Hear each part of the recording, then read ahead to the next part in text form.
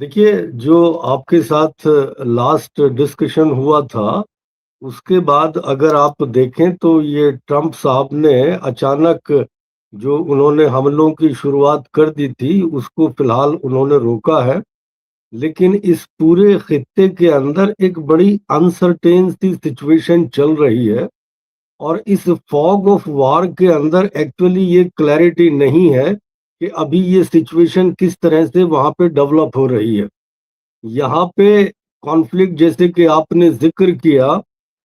जो आपने जिक्र किया वो आ रही है, वो सच है, बिल्कुल सच है। क्योंकि यहाँ जो मैं जायजा ले रहा हूँ, इराक के वजीर आजम जो आए थे पिछले हफ्ते, अभी जो इनसाइड इंफॉर्मेशन आ रहा है यहाँ धीरे धीरे खुल के, दो तीन बातें उसमें उभर के आई हैं।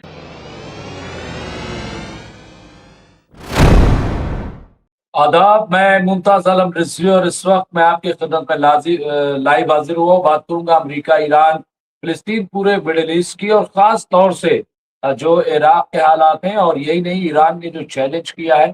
और इसके अलावा मैं ये भी बताऊंगा कि किस तरह से इस वक्त फिलिस्तीन में हमले किए जा रहे हैं, लेबनान पे हमले किए जा रहे हैं, और चीन ने क्या दावा किया है। चीन ने एक बड़ा दावा अमेरिका के हवाले से किया है। तो ये तमाम जो इशू हैं जिन पे आज हम डिस्कस करने वाले हैं, जिस पे बातचीत करने वाले हैं। और आज खास बात यह है कि आज हमारे साथ मेजर जनरल जावेद इकबाल साहब जुड़ेंगे और प्रोफेसर आफ्ताब कमाल पाशा साहब वो जुड़ेंगे जो यूएस में हैं। और इसके अलावा हमारे साथ अब्दुल वाहिद साहब, ये तमाम जो एक्सपर्ट हैं वो हमसे जुड़ेंगे और उनसे हम बातचीत मौजूदा सूरत हाल पे करेंगे। एक तो चर्चा चल रही है इस वक्त, खास तौर से हम बात करें इराक में, अरबईन है, वहाँ हजरत इमाम हुसैन का चेहलुम है और लाखों लाख करोड़ों लोग वहां पे पहुंच चुके हैं। लेकिन जो नजब से लेकर करबला तक शाहराह जाती है, उस पे खबर यह है कि उस पे अटैक किया गया है और अब तक 1 दर्जन लोग, ऐसा कहा जा रहा है कि 10 से 12 लोग वहां पे हलाक हो चुके हैं, शहीद हो चुके हैं। इसके अलावा ईरान की तरफ से बयान जारी हुआ है, बड़ी धमकी दी है सैयद अब्बास अराक्ची ने, खास तौर से यूरोपीय ममालिकों की जो मिल करके हमले की बात कर रहे हैं। अभी मैं देख रहा था डोनाल्ड ट्रंप ने फिर एक बार कहा बातचीत तो होगी, लेकिन हम बड़ा हमला ईरान पे कर सकते हैं, यानी एक प्रेशर बनाने की कोशिश है। उधर बेंजामिन नेतन्याहू ने कहा है कि जो न्यूयॉर्क के मेयर हैं जोरान ममदानी, उनके ऐलान के बावजूद कि वो हमें अरेस्ट करेंगे, हम न्यूयॉर्क जाएंगे। यानी खौफ जो है कहीं ना कहीं बरकरार है। ये तमाम सूरत हाल है जिन पे हम बातचीत करेंगे। हमारे साथ जुड़ गए हैं मेजर जनरल जावेद इकबाल साहब, जो कि वॉर एक्सपर्ट हैं, मिलिट्री एक्सपर्ट हैं, और इसके साथ साथ मेजर जनरल जो है वो मिडिल ईस्ट एक्सपर्ट भी हैं और बड़ी गहरी नजर रखते हैं। जो पॉलिटिकल इनका एनालिस्ट होता है वो भी जबरदस्त होता है। इसके साथ साथ हमारे साथ एक और शख्सियत जुड़ गई है, प्रोफेसर आफ्ताब कमाल पाशा साहब, जो कि मिडिल ईस्ट एक्सपर्ट हैं प्रोफेसर पाशा। और इसके अलावा वो मिडिल ईस्ट पे खास तौर से बड़ी अथॉरिटी है और जो गुफ्तगू करते हैं, जो प्रेडिक्ट करते हैं, वो भी बहुत ही सटीक, अगर हम आम जबान में कहें तो वो होता है, और बड़ा अच्छा तजिया। और खास बात यह है कि वो इस वक्त यूएस में है, अमेरिका में है, और वहाँ की जो सूरत हाल है, वहाँ क्या सरगर्मियां हैं, उस पर भी उनकी काफी नजर है। तो ये बहुत अच्छा है। और खास सबसे पहले मैं मेजर जनरल जावेद इकबाल साहब से ही शुरुआत करना चाहूंगा, क्योंकि जो अभी सूरत हाल है, हमले तो रुक गए हैं, लेकिन अभी खबर ये है कि इराक में जो करबला है, वहाँ रास्ते में वहाँ कुछ हमले हुए हैं, ऐसा कहा जा रहा है, और उसमें सऊदी अरब का नाम आ रहा है। तो ये क्या है, क्यों इस तरह हो रहा है, इसमें कौन इन्वॉल्व है? हालांकि ये भी दावा है कि इसमें पूरी तरह से अमेरिका शामिल है। तो फिर हमले कहाँ रुके, और इराक में क्यों अमेरिका करेगा, ये भी एक बड़ा सवाल है। और सऊदी भी क्यों करेगा ऐसे हालात में? तो ये भी अपने आप में, लेकिन बहरहाल हमला हुआ है, वहां लोग मारे गए हैं। तो ये क्यों है और क्या सूरत हाल है, किस तरह से हालात को देख रहे हैं जनरल साहब? जी, अस्सलाम वालेकुम मुमताज़ भाई और आफ़ताब भाई, आप दोनों को और आपके सभी सुनने वालों को और जय हिंद।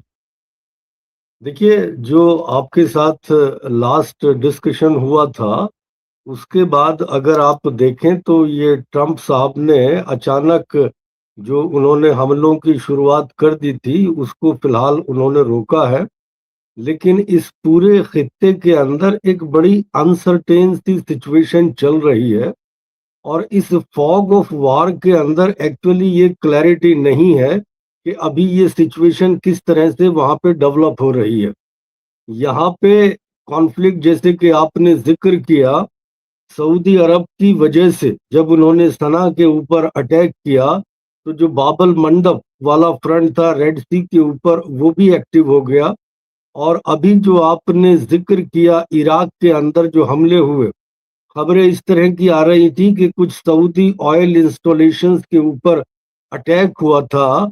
गालिबन उसके रिटेलिएशन में अमेरिकन और सऊदी फोर्सेस ने इराक के ऊपर अटैक किया, जिसके बाद हालांकि इराक ने उसका कोई रिटेलिएशन नहीं किया है, लेकिन ईरान की तरफ से उनको इस तरह से वार्न किया गया है इन हमलों के लिए, तो रोकने के लिए। तो एक सिचुएशन बड़ी अनसर्टेन, बड़ी फ्लूइड और एक फॉग ऑफ वॉर के अंदर जो है फिलहाल ये सिचुएशन नजर आती है। अगर हम इसमें देखें कि देखिए इस सिचुएशन में जो की प्लेयर्स हैं वो इससे क्या हासिल करना चाहते हैं और क्या उनकी यहाँ पे हिकमत अमली है। तो इसमें मैं अगर की प्लेयर सबसे पहले अमेरिका को देखूं, तो इस जंग को की जो उन्होंने शुरुआत की थी जिस मकसद से, उस मकसद के बरक्स उन्हें एक बहुत जबरदस्त यहाँ पे अपना पॉलिटिकल और मिलिट्री नुकसान उठाना पड़ा है। अब वो ये चाहते हैं कि उनके क्या इस जंग के बाद आज की जो सिचुएशन में है, आज वो अपने क्या मकासद इस डायलॉग से या इस कंटिन्यूअस जो उनके अटैक हो रहे हैं वो इनसे हासिल करना चाहते हैं। तो जो बात मेरी समझ में आती है कि वो ये चाहते हैं कि किसी तरह से स्ट्रेट ऑफ हॉर्मुज को खुलवाया जाए। और जो बातचीत हुई थी अभी बीच में ओमान की, जो जीसीसी कंट्रीज थे, वो ओमानी लीडरशिप जो गई थी ईरान के अंदर, अपेरेंटली ये प्रपोजल था कि जो एरिया ओमान की तरफ से निकलता है उसको थोड़ा डिमार्केट किया जाए और जो ओमानी साइड है वो उसके ऊपर अपना कोई कंट्रोल कर सके। लेकिन ईरानियन लीडरशिप इसके लिए तैयार नहीं है और मुझे नहीं लगता कि वो इसके लिए कभी तैयार होंगे भी, क्योंकि इस जंग के अंदर जो सबसे बड़ा क्रिटिकल फैक्टर उभर के सामने आया है वो स्ट्रेट ऑफ हॉर्मुज है। तो स्ट्रेट ऑफ हॉर्मुज को जो अमेरिकन्स हैं, जो जीसीसी कंट्रीज हैं, उनकी खास तौर से ये कोशिश है कि अगर फुल्ली नहीं तो पार्शली ओमानी साइड से इस स्ट्रेट ऑफ हॉर्मुज को खुलवाया जाए, जिसके के लिए मुझे नहीं लगता कि ईरानी गवर्नमेंट तैयार होगी।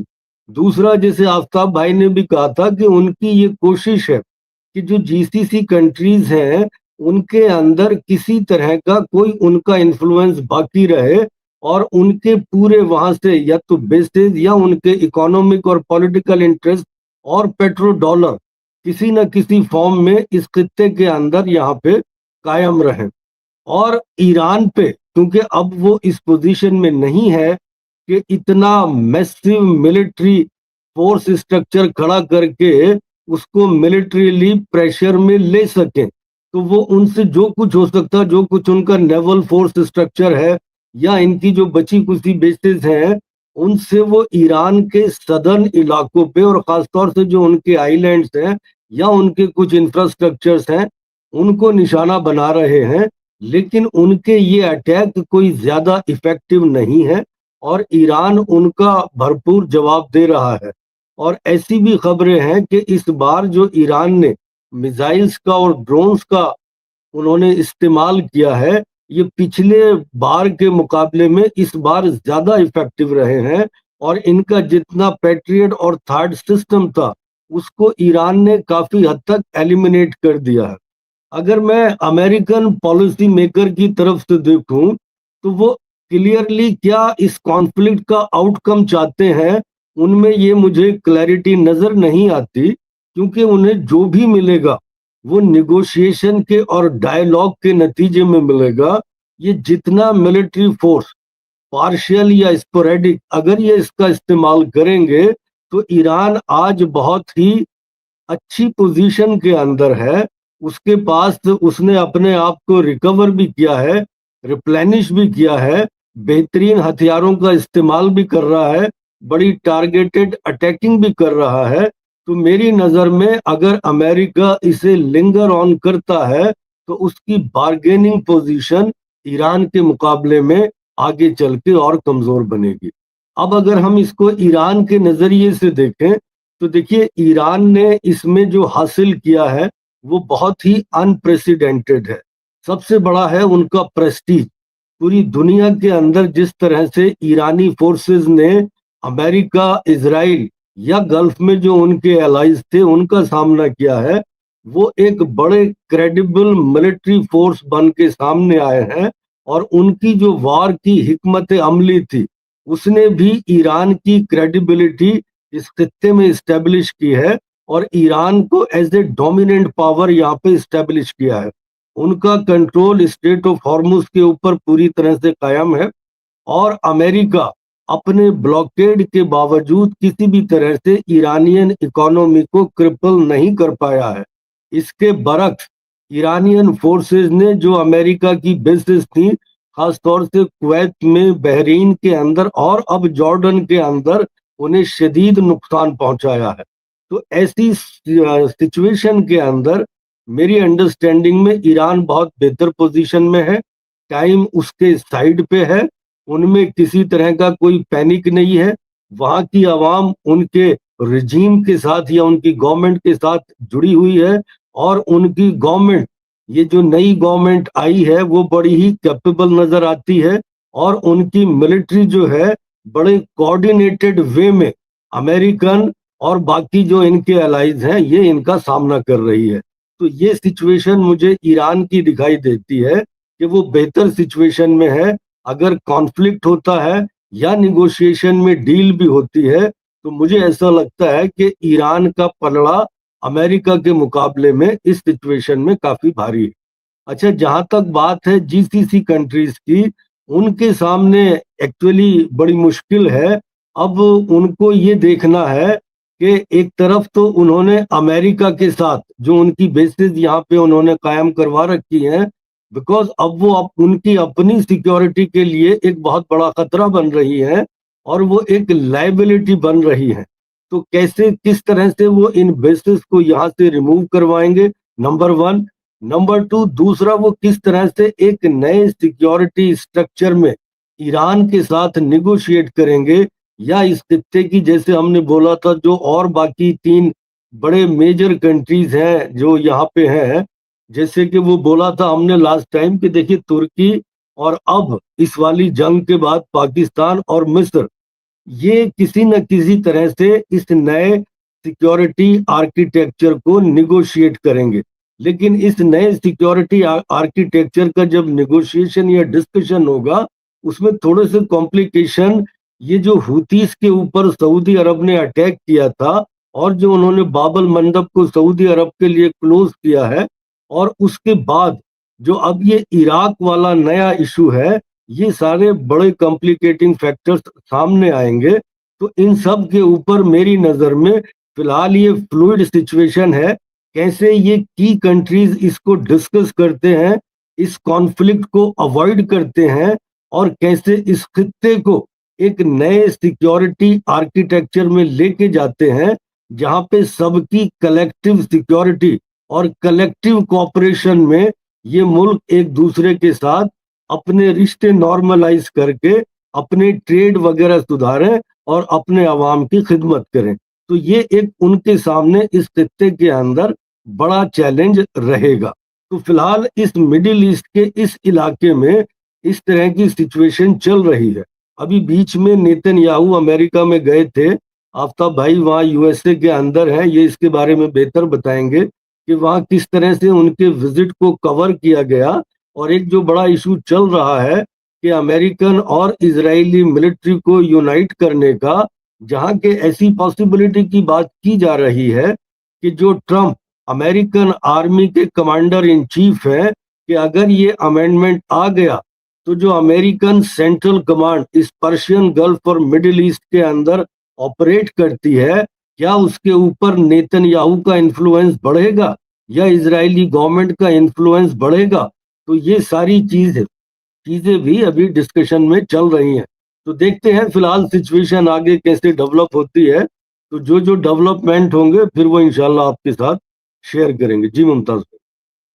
बिल्कुल। तो ये जावेद इकबाल साहब थे, जनरल जावेद इकबाल, जो सूरत हाल का जायजा ले रहे थे। और मुझे लग रहा है कि ये सिचुएशन सही है, लेकिन एक खबर जो जयदीप सिंह बुंदेला साहब ने दी है, और बहुत ही इम्पोर्टेंट है, खास तौर से इराक के हवाले से हम बात करें, कि उन्होंने लिखा है, मुमताज भाई, आप सऊदी के जिस हमले की बात कर रहे हैं उसमें यूएस शामिल भी था, और अमेरिका ने ये भी कहा है कि हमारे हमले में इराकी सरकार शामिल थी। इससे लगता है कि यूएस सबको आपस में लड़ाना चाहता है, इसलिए जानबूझकर बता रहा है कि इसमें इराक शामिल था। और इस घटना में ये भी खबर है कि खबर नहीं बल्कि वीडियो जारी हुआ है जिसमें ड्रोन से अटैक किया गया है, वो जो जायरीन है और जो लोग हैं। अब एक खबर ये भी है कि अब्दुल शाबी पे अटैक हुआ है। लेकिन ये प्रोफेसर पाशा, क्या इस तरह से हमले, क्या इसमें इराक शामिल हो सकता है, या इसमें खालिद जो है ये अमेरिका की कोई चाल है, जैसा कि है कि साहब आपस में करबला आप जानते हैं कि, और वहां सिर्फ शिया नहीं बल्कि अहले सुन्नत जमात से भी बड़ी तादाद में लोग जाते हैं दुनिया भर से, और गैर मुस्लिम भी जाते हैं, ऐसा नहीं है। तो लेकिन ये इसको टारगेट करना इस वक्त कि जब दुनिया भर से वहां लोग हैं, और खास तौर से सऊदी अरब, मुझे नहीं, देखिए, लानत मलानत तमाम हो रही, सब कुछ हो रहा है, लेकिन अभी भी मुझे इसमें बहुत बड़ी साजिश की बू आ रही है। प्रोफेसर पाशा। जी, जो आपने जिक्र किया वो आ रही है, वो सच है, बिल्कुल सच है। क्योंकि यहाँ जो मैं जायजा ले रहा हूँ, इराक के वजीर आजम जो आए थे पिछले हफ्ते, अभी जो इनसाइड इंफॉर्मेशन आ रहा है यहाँ धीरे धीरे खुल के, दो तीन बातें उसमें उभर के आई हैं। एक तो सितंबर में जो है अमेरिकी फौज इराक से बिल्कुल निकलना है बोल के वादा एग्रीमेंट हुआ है, लेकिन उस पे जो है यहाँ के डिफेंस और सिक्योरिटी ऑफिशियल्स कह रहे थे कि चूंकि अभी हालात नाजुक हैं, हमारी जंग ईरान के साथ चल रही है, कुछ अरसे तक हमें वहाँ रहना है नेशनल सिक्योरिटी को लेके, और इराक को भी हम दिफा करेंगे बोल के। तो इस पे काफी अनबन हुई दोनों के बीच में।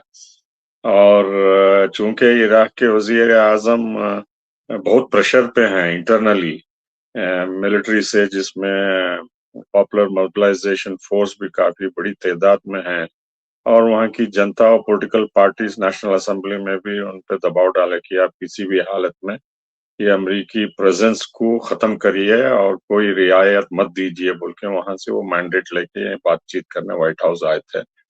लेकिन कोई गारंटी अमेरिका की तरफ से नहीं उनको मिली कि वो सितंबर में इराक से अपनी फौज अमेरिका हटा लेगा बोल के। तो इसमें काफी प्रॉब्लम्स हुए हैं दोनों के बीच में। दूसरा ये है कि देखिए, जैसा आप जानते हैं और आपके व्यूअर्स भी, जो भी इराक तेल बेचता है तो इराकी हुकूमत को वो पूरा इनकम जो है तेल बेचने से डॉलर्स वहां नहीं जाते। तो यहाँ न्यूयॉर्क के अमेरिका कंट्रोल्ड अकाउंट में आता है, और अमेरिका डिसाइड करता है कि किन किन मिनिस्ट्रीज को कितना पैसा उस तेल की आमदनी से देना है बोल के। तो इराक के वजीर आजम यहाँ आर्ग्यू करने आए थे कि हमको ज्यादा पावर चाहिए, और हमारे खुद मुख्तारी को ध्यान में रखते हुए पूरा पैसा जो है हमारे सेंट्रल बैंक को ट्रांसफर करिए, हम डिसाइड करेंगे कि कौन सी मिनिस्ट्री को कितना पैसा देना है बोल के। चूंकि अब डिफेंस मिनिस्ट्री में ये पॉपुलर मोबिलाइजेशन फोर्स जो ईरान के हामी हैं वो भी शामिल हैं, तो डिफेंस मिनिस्ट्री को अमेरिका कंट्रोल करना चाहता है, और इनकी सैलरीज कई महीनों से नहीं दी गई है, उसमें काफी बेचैनी है। तो अमेरिका इसको भी लीवरेज की तरह इस्तेमाल करना चाहता है, इसमें भी काफी गुफ्तगू हुई और कोई मेरे ख्याल से यहाँ जो भी इंफॉर्मेशन आ रहा है समझौता नहीं हुआ, जूं का त्यों है मामला।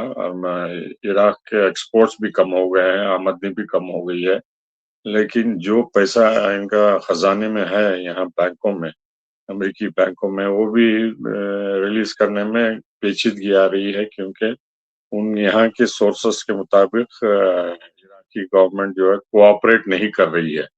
जो एक्सपेक्टेशन था अमेरिका की कि ये गवर्नमेंट जो है हमारे साथ है, ना कि ईरान के हक में काम कर रही है बोल के। तो ये सभी वजीर आजम इराक के जो है नूरी अल मालिकी से लेके अभी तक ये डिमांड कर रहे हैं कि ईरान को खुदमुख्तारी होनी चाहिए, अपने तेल के पैसे कहाँ खर्चा करेंगे, कब करेंगे, कैसे करेंगे बोल के, लेकिन उनको इख्तियार नहीं है फिलहाल। तो अमेरिका पिछले कई सालों से इस मैकेनिज्म को परफेक्ट करके इस्तेमाल कर रहा है वहां रहने के लिए, और दूसरा इराक की पॉलिसी ईरान के खिलाफ करवाने की, ये दूसरा मसला हुआ। तीसरा मसला जो है इजराइल के दबाव में आके कुर्दों को, इराकी कुर्दों को इस्तेमाल करके, जो इराकी कुर्दिस्तान गवर्नमेंट है इरबिल में, उनको इस्तेमाल करके हमला करना चाहते हैं ईरान पे। बड़ी तादाद में इजरायली जो है इनको हथियार दिए हैं, ट्रेनिंग भी दिए हैं, और उनका काफी बड़ा मोसाद का अड्डा भी है इरबिल में, जहां लगातार ट्रेनिंग दे रहे हैं। और इस पे टर्की जो है लगातार हमला करता आता रहता है, इनको डिग्रेड करता रहता है, मोइंग डाउन जो बोलते हैं, ग्रास काटना, वो भी लगातार करता आता रहता है। तो इसलिए ये तीनों चीज जो है इराक और अमेरिका के बीच में मतभेद हुआ है, और इसको छुपाने के लिए ये ड्रोन का हमला इस्तेमाल, अभी तक कोई कंफर्मेशन नहीं है कि ये पॉपुलर मोबिलाइजेशन फोर्स ने ड्रोन अटैक किया है सऊदी ऑयल इंस्टॉलेशंस पे, दहरान में, रास्ता नूरा वगैरह में। क्या डैमेज हुआ है उसके भी वीडियोस अभी तक खुले आम आए नहीं है, लेकिन अमेरिका सऊदी का नाम लेके जो है बसरा में ये पॉपुलर मोबिलाइजेशन के हेडक्वार्टर्स पे अटैक करके काफी लोगों की हताहत होने की खबर आ रही है। और अमेरिका ये बताना चाहता है कि जो है इराक हमारे इन्फ्लुएंस के अंडर है, हमारे कंट्रोल के अंडर है, और जो इराक में पॉपुलर मोबिलाइजेशन फोर्स है और जो पॉलिटिकल पार्टीज जो अपनी खुद मुख्तारी को वापस लेना चाहते हैं, इंडिपेंडेंस को अमेरिका के दबाव में नहीं आना चाहते, तो इसमें कशमकश चल रही है तीनों मुद्दों को। और ये रीजनल वार की तरफ इजराइल जो है अमेरिका को खींच रहा है, क्योंकि उनके अज़ाइम जो है कंप्लीट सक्सेसफुल नहीं हुए, रेजिम चेंज और दूसरे एक्सिस ऑफ रेसिस्टेंस को कमजोर करने के लिए, या मिसाइल्स को, उनको अड्डों को डिस्ट्रॉय करने के लिए। तो ये नया मोर्चा वो खोले हैं, जैसा सऊदी ने हुती के सना एयरपोर्ट पे बमबारी करके वो अपने आप मुसीबत मोल लिए हैं, क्योंकि हुतीस ने आभार आरामको रिफाइनरी पे बमबारी करके वहाँ काफी नुकसान पहुंचाया, और यहाँ पे भी बमबारी करके हुतियों ने काफी नुकसान पहुंचाया, जो कि लिंक था ईस्ट से वेस्ट पाइपलाइन जाने का, जिससे उनके एक्सपोर्ट्स जो है ईस्ट में भी हार्मुज से नहीं जा रहे हैं, और यम्बू को भी डिस्ट्रॉय करके वहां से भी तेल का आना जाना रेड सी से भी ब्लॉकेट करके उनको काफी मुश्किलात सामना करना पड़ रहा है। तो ये इराक का फ्रंट ओपन करना, हूती का फ्रंट जानबूझ के सऊदी के ऊपर प्रेशर डाल के वो ओपन करना, देखिए ये इंस्टेबिलिटी और इनसिक्योरिटी जारी रखना चाहते हैं, जैसा इजराइल चाहता है कि सभी देशों को यहाँ एक दूसरे से लड़ा के कमजोर करके ये पेश करना चाहते हैं कि सिर्फ इजराइल जो है यहाँ स्टेबिलिटी ला सकता है, और इजराइल को अमेरिका सपोर्ट करना है, जारी रखना है, वरना ये देश सब आपस में लड़ के अपने आप को कमजोर करेंगे या डिस्ट्रॉय करेंगे, तेल से इफेक्ट होगा यहाँ आना जाना बोल के। तो ये पुरानी इजरायली पॉलिसी है डिवाइड एंड रूल की और इंस्टेबिलिटी फैलाने की, और ब्लेम कर रहे हैं ईरान को कि ईरान के समर्थक जो है इराक में सऊदी पे हमला किए और हुतीस जो है सऊदी पे हमला करे और अमेरिका की पॉलिसी को कमजोर करना चाहते हैं बोल के। तो इसी दौरान नेतन्याहू का जो विजिट यहाँ हुआ है, दो चीजें उभर के आई हैं। एक तो नेतन्याहू निकलने से पहले इजराइल में ये बताए थे कि वो 1-to-1 बातचीत करेंगे और जो भी मसले हैं, मुश्किलात हैं, वो तय करेंगे, ईरान पे हो या लेबनान पे हो या दूसरे मसलों पे। लेकिन उनकी ख्वाहिश पूरी नहीं हुई। 1-to-1 अभी तक उनकी मीटिंग ट्रम्प से नहीं हुई है और ट्रम्प जो है बहुत चालाकी से पूरे उनके कैबिनेट मेंबर्स को वाइस प्रेसिडेंट जेडी वांस के सहत वॉर सेक्रेटरी पीट हेग्सेट और Marco Rubio secretary of state और नेशनल सिक्योरिटी एडवाइजर, उन सभी को दूसरे मिनिस्टर्स को भी मिला के एक बैठक की जिसमें यहाँ जो इंफॉर्मेशन मिल रही है काफी मुश्किलात हुए और बहुत सवालात हुए, बहुत क्वेश्चन आंसर्स हुए, चैलेंजेस हुए और कोई नतीजे पे नहीं पहुंचे बोल के यहाँ से खबर आ रही है एक जरिए के मुताबिक कि ट्रम्प डिसाइड नहीं कर रहे हैं कि ईरान पे दोबारा बड़ा हमला जो करना चाहते हैं वो करने का निर्णय लिए हैं या माउंटेन पे जो नतांज के आसपास है पहाड़ी इलाका जहाँ इजराइल बता रहा है कि वहाँ छुपे सीक्रेट ईरानियन न्यूक्लियर प्रोग्राम चल रहा है बोल के। तो सिर्फ उन्होंने कहा है कि हम कर सकते हैं, लेकिन ट्रम्प का ये भी मानना है बैकग्राउंड में दो इम्पोर्टेंट इनपुट्स आए हैं उनके लिए। एक तो सेंट्रल कमांड के चीफ एडमिरल ब्रैडफोर्ड, उन्होंने कहा कि अब आगे हमला करने से, हवाई हमले से कुछ खास हासिल होने वाला नहीं है बोल के बहुत बड़ा कंक्लूजन है उनका। दूसरा जो है जनरल केन यहाँ जो वाशिंगटन में हैं, उन्होंने कहा कि उनका जो एंटी एयरक्राफ्ट मिसाइल डिफेंस का जखीरा है वो धीरे धीरे कम हो रहा है, उसको भी ध्यान में रखना चाहिए बोल के उन्होंने भी सलाह दी है। तो ये दोनों बड़े इम्पोर्टेंट इनपुट हैं जिसकी वजह से ट्रम्प शायद दोबारा ईरान पे बमबारी करने से गुरेज आए। लेकिन ये उनका लहजा है, लैंग्वेज है, सोशल ट्रुथ पे बार बार धमकी देते हैं अगर ईरान से मुआहदा नहीं होता, डील नहीं होता है तो दोबारा हम हमला करेंगे बोल के। तो वो इजराइल को न्यूट्रलाइज करने के लिए या उनके हामी जो हैं यहाँ अमेरिका में उनको न्यूट्रलाइज करने के लिए या सेटिस्फाई करने के लिए ये बार बार ऐसी धमकी देते हैं। लेकिन असलियत ये है कि अमेरिका जो है काफी नुकसान उठाया हुआ है उनके अड्डे पे जो हमारे ईरान ने जो बमबारी की है, खास तौर पे जॉर्डन में, जहाँ बताया जा रहा है कि कम से कम 1000 अमेरिकी सिपाही जख्मी हुए हैं और उनके काफी हैंगर्स पे हमला हुआ है, जो हेलीकॉप्टर्स, फाइटर जेट्स और रिफ्यूलिंग टैंकर्स, एयरक्राफ्ट, वो भी वहां से इजराइल को हटाए गए हैं। काफी नुकसान हुआ है 3 बड़े हवाई अड्डों पे वहां जॉर्डन में। तो सबसे बड़ा एक्यूरेट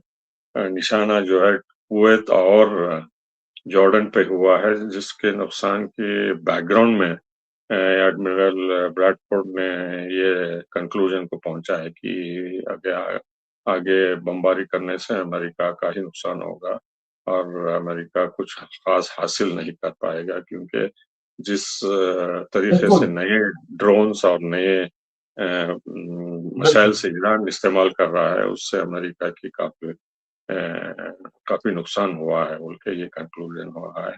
और ये ईरान का मुलविस होना जो बता रहे हैं इराक से और यमन से, ये जानबूझ के प्रोवोक किए हैं ईरान को टेस्ट करने के लिए, ताकि ये दोनों देश जो है मुलविस रहें और अमेरिका बैकग्राउंड में आ जाए, क्योंकि उनको नुकसान इसका काफी हुआ है। और ये पॉलिसी इजराइल के दबाव में आके ये कर रहे हैं कि रीजनल वॉर करने का उनका जो मंसूबा है वो प्रयास करने